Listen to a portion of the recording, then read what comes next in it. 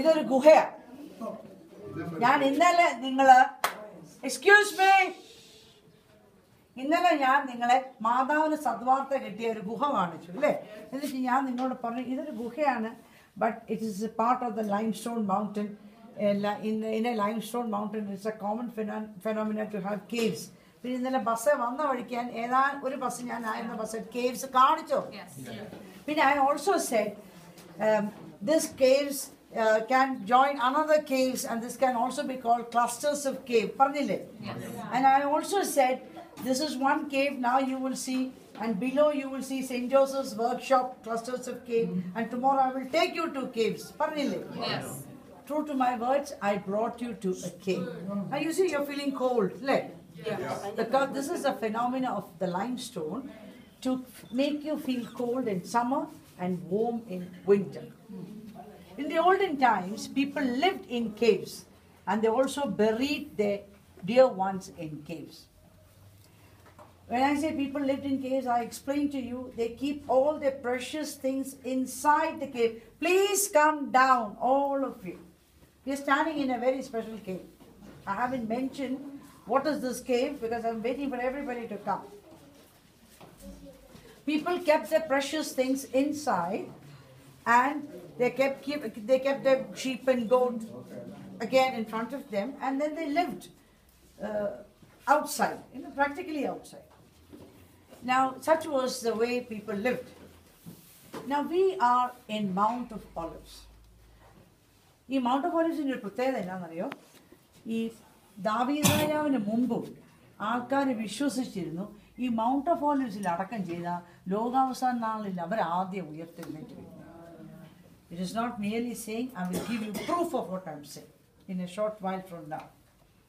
അപ്പം ഇവിടെ അപ്പടി കല്ലറയായിരുന്നു. കല്ലറ ആയതുകൊണ്ട് ഈ കല്ലറകളിൽ യഹൂദന്മാർ പോകത്തില്ല, കാരണം അവർ 3 ദിവസത്തേക്ക് അശുദ്ധം പറയും. അപ്പം ഈ ഏരിയയിൽ പിന്നെ ആരാ ഉണ്ടായിരുന്നെന്ന് വെച്ചാൽ ഈ ലെപ്രസി ഉള്ളവർ, സ്കിൻ ഡിസീസ് ഉള്ളവരൊക്കെ സമൂഹത്തിൽ നിന്ന് പുറത്തു കളയും.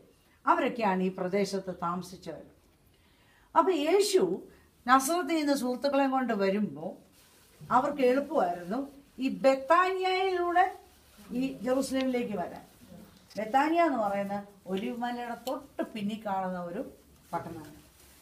Why is it called Bethania? Beth means house. Ania means house of the sick or house of the poor. Those that are sick automatically become poor. അപ്പം അത് എന്തുകൊണ്ട് അവർ അവിടെ പോയെന്ന് വെച്ചാൽ ഒലിവ് മലയിലെ സ്കിൻ ഡിസീസ് ഉള്ളവരുടെ എണ്ണം കൂടി തുടങ്ങി. ഇങ്ങനെ ഈ ബെത്സേദ കുളത്തിൽ അവരിങ്ങനെ ശുദ്ധീകരണത്തിനായിട്ട് കൈയും കാലും കഴുകും. അപ്പോൾ ഈ സ്കിൻ ഡിസീസ് ഉള്ളവർ അവിടെ വന്ന് കൈയും കാലും കഴുകുമ്പോൾ പിന്നാലെ വരുന്നവർക്ക് ഇത് പകരും. വാട്ടർ ആക്ടിവേറ്റ്സ് കണ്ടാമിനേഷൻ അല്ലേ, സ്പ്രെഡ്. അങ്ങനെ ഇത് പലർക്കുമായി ഒത്തിരി പേര് ഇങ്ങോട്ട് പാർക്കാൻ തുടങ്ങിയപ്പം പിന്നെ ജനങ്ങൾ പുറകോട്ട് മാറിപ്പാർക്കും. അങ്ങനത്തെ ഒരു അവസരത്തിൽ യേശു നസ്രത്തിൽ നിന്ന് ഇങ്ങോട്ട് വരുമ്പോൾ, ബെത്താനിയയിൽ നിന്ന് ഇങ്ങനെ വരുമ്പോൾ, യേശു ബെത്താനിയയിൽ ഒത്തിരി സന്ദർശിച്ചിരുന്നു, ഒത്തിരി ഇഷ്ടമായിരുന്നു ലാസറിനെയും പെങ്ങന്മാരും. അങ്ങനെ വന്ന് ഒരിക്കൽ ഈ ഇവിടെ വിശ്രമിക്കുമ്പോൾ ഇങ്ങനെ യാത്രയിൽ പോകുമ്പോൾ ഇങ്ങനെ കേവ്സിനകത്ത് ആൾക്കാർ സാധാരണ വിശ്രമിക്കുന്നു. യേശുവും ശിഷ്യന്മാരും ഇവിടെ വിശ്രമിക്കാൻ കയറിയപ്പം ഇവിടെ ഉണ്ടായിരുന്ന ലെപ്രോസ് എല്ലാം കൂടെ അടുത്ത് വന്നു. യോഹന്നാന്റെ ശിഷ്യന്മാർക്ക് പ്രാർത്ഥിക്കാൻ അറിയാം, ഞങ്ങളെ കൂടെ പ്രാർത്ഥിക്കാൻ പഠിപ്പിക്കാം.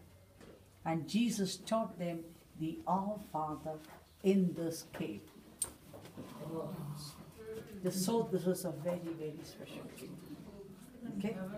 Again, how do you know that this... Our Father in heaven, He taught in this cave. Okay? Not our Father in cave. I said He taught in the cave. Pastor, I said He taught... Okay. Then what happened? How do we know that this is the place where Jesus taught the Our Father? We always look for proof. This place is called Iliona. Iliona means the Garden of Olives. Today it is called the Mount of Olives, because in those days there were a lot of olive trees here. And what happened when Queen Helen, when she came here, she's the mother of Constantine II, she was much impressed by Jesus. And when she finds his cross, she makes 4 churches. One is the church where Jesus was born, called the Church of Nativity. The second church she made is the Holy Sepulchre. Sepulchre means cave. the Holy Sepulchre, because Jesus was buried in a cave. The third she made is the prophet's tomb. You know, Makbala Guhada Mide, Uru Paliundaki. Prophet's tomb, Patriarch's tomb. Pine Nanamatha, she made the Iliona, the church here, which was called Iliona. And then later, when the Persians destroyed it, nobody ever built it again. It is in the early 21st century that the sisters from France, they came to make a house here, or a convent. Hebrew bhashayile our father ezhudiyirikkunnavar, Aramicilum Hebrew-il ezhudiyirikkunnavar kandu. Appam, you know, when they checked everything, all details, this belongs to that era where, you know, this was a church called Iliona. Angane pinne avaronnum cheyidilla, they didn't build anything, they just kept it like this, and now they have a small house there. To commemorate the event that Jesus taught the Our Father in this cave, they have in approximately about 115 languages Our Father written all over the place. You will see it in different languages. And as Indians, it gives us great privilege to know that there are more than 14 Indian languages written all over the place, of which Malayalam holds the prime location. And it was made by my godfather, Reverend Father Sliva Katamagat Koteskopa. Okay? It is there, displayed there. Once we go out, we will see. It is while Jesus was here that he says, foxes have holes, birds have nests, but the Son of Man has no place to. So, Pastor, should we say the Our Father here? Oh yeah, why not?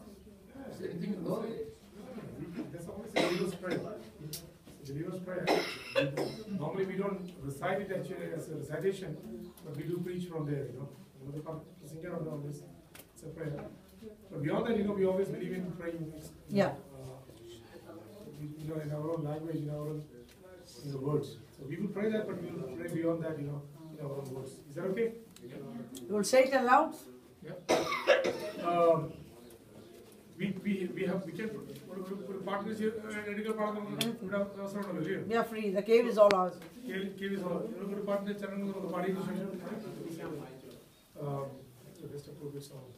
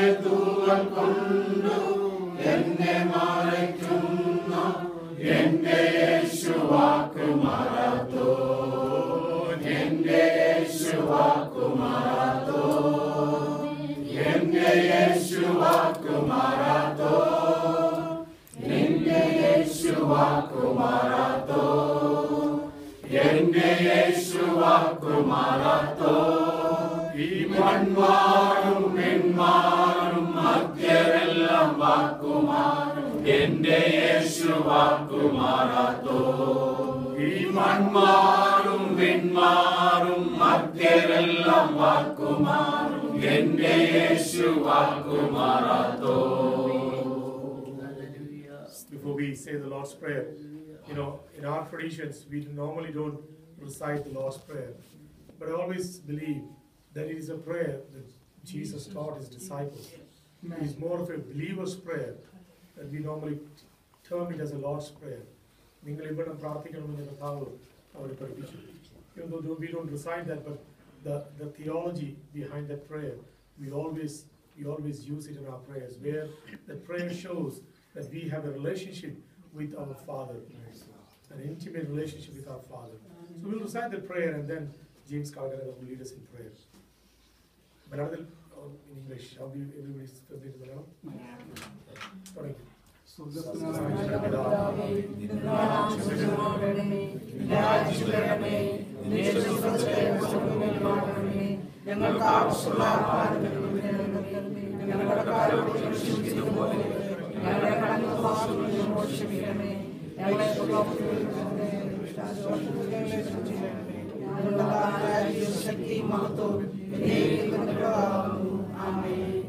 Hallelujah. Hallelujah. Hallelujah. Hallelujah. Please come.